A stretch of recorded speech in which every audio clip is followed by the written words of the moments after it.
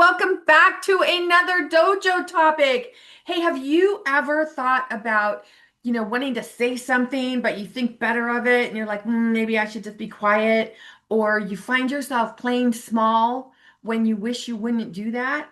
If so, that might be why you attracted this video today, because that's our topic today in the dojo. So let me share my screen with you and welcome you into the dojo. We meet here live virtually every Tuesday. And if you're unable to join us live, I'm so happy you're here and that you found this video follow-up. Last week, our topic was speak your truth, even if your voice shakes. And if you were not able to join us last week, or you haven't yet seen the video, I will be sure and put a link to that video at the end of this video. But for today, we're talking about the subtle ways you're still playing small, even after all the inner work, right? Do you ever think about it? You're like, oh, I don't understand. Like, why am I afraid to speak up? Or why am I still in this relationship? Or why am I still working here? When you've done all the inner work and you know that you want to be this fabulous person that you are, and you're wondering, like, why am I still minimizing myself? Why am I still doing something that I don't want to do? So, what does it mean to play small? We play small when we diminish our true, powerful self out of fear, insecurity, or a need for comfort. It means settling for less than your potential to fit in or avoid risk, rather than embracing your sovereignty. So, why do we play small? Because somewhere along our life's path, we began to believe the external view of our bigness, resulting in the belief that something about ourselves needs to be healed. It can take us so long to realize that the primal state of being is the healing. And yet we keep treating it like something that still needs to be healed. Here's what I mean. If you put your hand on a hot stove, the severity of the physical trauma doesn't depend on how hot the stove is. It depends on how long it takes you to move your hand. The pain isn't the problem. The pain is the information. It's the signal that says, this no longer works. Move. But so often, instead of responding, we analyze the stove, we spiritualize the stove, we ask why the stove is hot, we wonder what childhood experience made us tolerate the stove, and meanwhile, our hand stays there. This is how we continue to play small. And you're getting it, right? The stove is a metaphor for whatever it is, whatever experience we're having that we don't like, but we continue having it. Not because we're unaware, not because we haven't healed enough. It's because we don't realize that the pain itself is the healing. The moment you feel it, that moment of discomfort, tightness, hesitation, or truth rising in the body, that's not something that needs fixed. That's the invitation to continue or choose differently. Decline the invitation or choose to stay in it. Today isn't about enduring the heat longer. It's not about healing the burn. It's about recognizing I don't need another breakthrough to move my hand from the stove. Awareness has already done its job. Now comes the part that creates embodiment. Choice. You get to choose. You get to choose. So let yourself settle in. No fixing. No judging where you've stayed too long. Just notice, gently, honestly, where your hand is still resting on the stove and whether you're finally ready to move. Now take a deep breath and just let the day drop away from you. There's nothing you need to do here. nothing to heal, nothing to figure out. Just be in the moment. This is the dojo, not a place to process your life, but a place to meet yourself in truth. So notice your body. Notice your breath. Notice that you're already here, aware, present. Enough. Today isn't about digging into the past. It's not about uncovering another layer or having another breakthrough. Today is about something much similar, much simpler, and much more powerful. It's about the subtle ways we continue to play small after we've done the inner work. Because many of you aren't stuck. You're not blocked. You're not confused. You're aware. And awareness can change everything when it's followed by conscious choice. Sometimes playing small doesn't look like fear. It looks like patience. It looks like being spiritual. It looks like saying, I'm good for now. And yet, something inside of you knows there's more. You know, it's interesting when I say it's about being spiritual, right? We all think like when someone really ticks us off and we're like, oh, I'm just going to throw all kinds of love and light at that person. I'm just being spiritual. But spiritual encompasses everything, the contrast, the primal state of being and the powerful state of being. So we're not being spiritual if we're resisting or ignoring what we're being shown. Something inside you knows there's more. Not more healing, more expression, more embodiment, more truth lived out loud. So today we're not here to judge where you're holding back. We're here to notice it without shame. Because playing small may have kept you safe at one time, but now it might simply be a habit to outgrow. Are you ready? Let today's dojo be a space of awareness, honesty, and clean choice. No over efforting, no performing, no fixing yourself. Just this question, gently held in awareness. What do I already know that I'm ready to choose?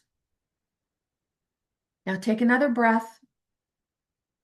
Feel your feet. Feel your presence. And let's begin. Playing small often survives inner work because inner work changes awareness faster than we remember to choose differently. Inner work heals pain, but it doesn't automatically rewire what we unconsciously choose. You can release trauma, forgive, understand, and regulate your nervous system, and still feel safer being invisible, agreeable, or contained. Playing small was once a brilliant survival strategy.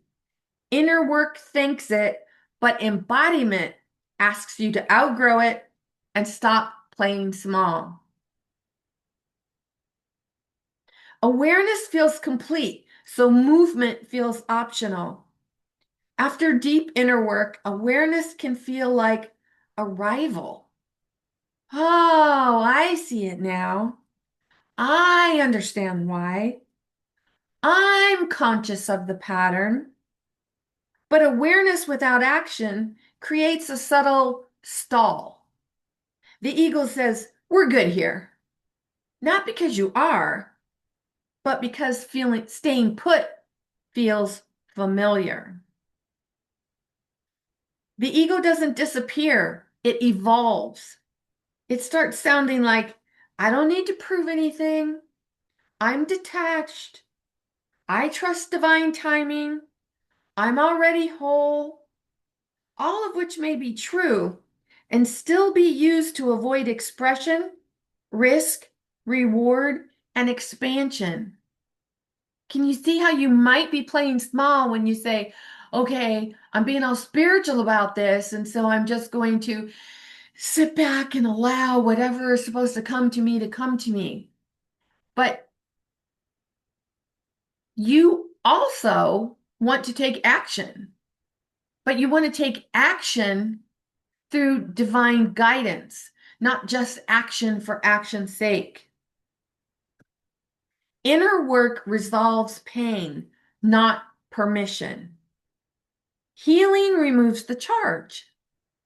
It does not grant permission to be visible, powerful, or fully expressed. Permission is a choice, not a realization. And choice is where playing small quietly hides. Playing small no longer hurts enough to force movement. Early pain drives healing. Later, discomfort is more subtle. It feels like a mild dissatisfaction, quiet resentment, low-grade restlessness. Something's missing. It's not intense enough to demand action, but it's enough to keep you contained. Identity lags behind awareness. You may know you're powerful, but still be living as the woman who once had to be careful. Identity doesn't shift through insight. It shifts through repeated, embodied choice. You don't stop playing small by healing more. You stop playing small by moving your hand off the stove. The pain already did its job. Now the work is simpler and braver. You simply choose.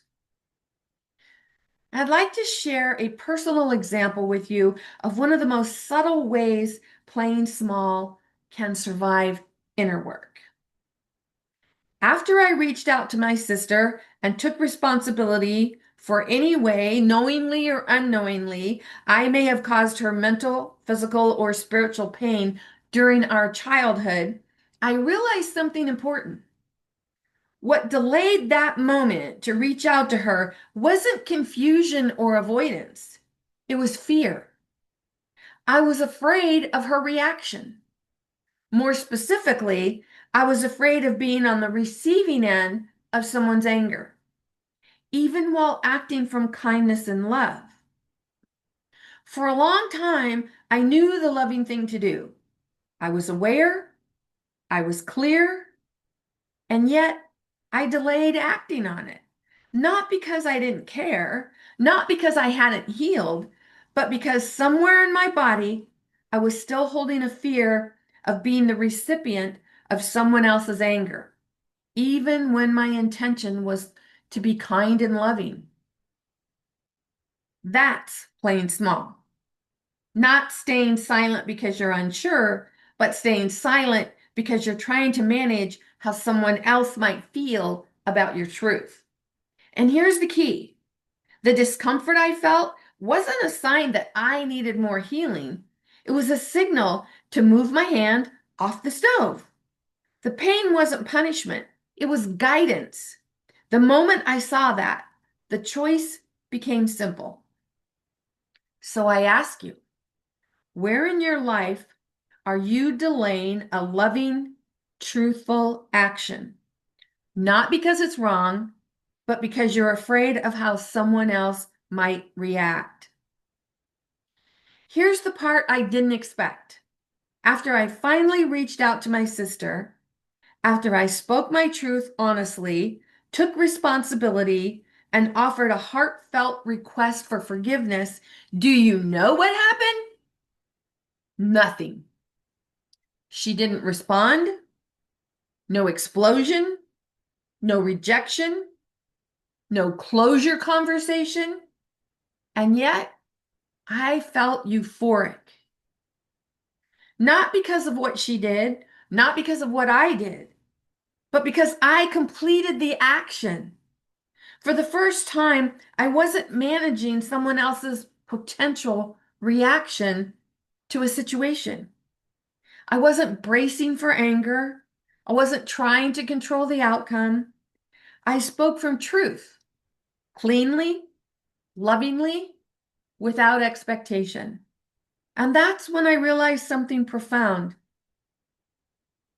Playing small isn't just about what we don't say or do. It's about how often we delay truth because we're waiting for an opportunity that will make it feel safe. But freedom doesn't come from how others respond. Freedom comes from self-completion. The moment I acted from integrity, regardless of the outcome, my body relaxed, my energy freed up, the stove was no longer hot. The healing wasn't in her reply. The healing was in me choosing me. This is why playing small survives inner work, because we're not afraid of being unkind. We're afraid of being disapproved of when we stand in our truth, even when we're acting in love. And yet, the relief, the freedom, the expansion, it comes the moment we stop waiting for permission and speak our truth, even if our voice shakes. What truthful action have you been postponing? Not because you're unclear, but because you're attached to how it might be received. Remember, completion creates freedom, not validation. Playing small may feel safe. It may feel familiar. It may even feel peaceful, but it's not freedom. Freedom doesn't come from being understood, approved of, or met where you hoped it would happen. Freedom comes from completing the truth, speaking it, choosing it, living it without waiting for permission. When you stop playing small, the false self falls away. Completion moves it away. Choose completion. Choose freedom. Now, I've put some reflection questions up here. I'm not going to read them to you, but you're watching this video. If you want to do this work a little more, get out a journal, some paper, and write down the questions. Really pay attention to how you consciously answer them, and really take this work seriously. Really allow yourself to stop playing small. How did that land on you?